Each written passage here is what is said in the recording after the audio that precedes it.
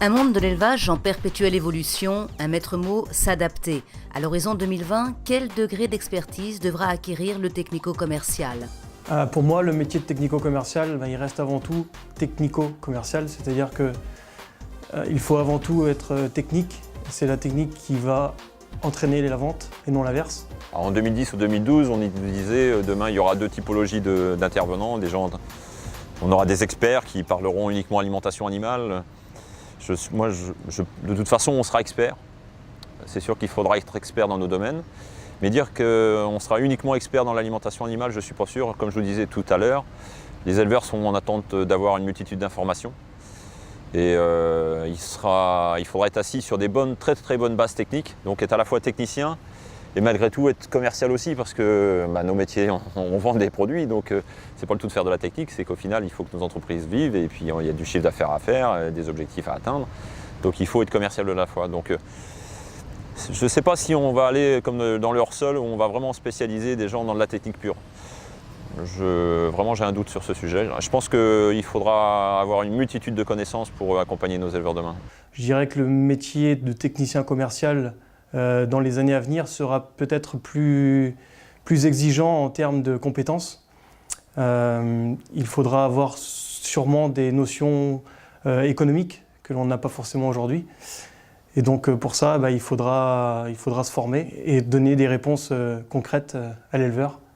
Les technico-commercial doivent nous apporter une expertise technique et économique. Les deux ne doivent pas être dissociés. Si demain l'éleveur a un projet, lui donner des conseils, savoir s'il est judicieux de le faire ou pas. Aujourd'hui, on est en plein dedans, donc on commence à être formé et demain, il faudra avoir une réponse à leurs demandes. On gère du vivant. Donc il faut s'adapter perpétuellement avec ça, quoi. Vous avez vraiment quelque chose qui va fonctionner une année, qui ne fonctionnera pas une deuxième année. Donc il faut aussi des connaissances de vos technico-commerciales, des connaissances assez concrètes sur l'animal, sur le végétal, pour s'adapter à ce que l'agriculteur souhaite, à ce que l'éleveur souhaite. Et puis aussi des connaissances économiques. Parce qu'il faut aussi anticiper, c'est anticiper la montée du soja, anticiper peut-être les cours des céréales qui vont augmenter ou baisser, quelle opportunité on peut avoir sur des fourrages qui seront plus valorisés en ensilage ou stockés en cellules. Voilà. En fait, notre niveau d'expertise, il évolue avec nos clients.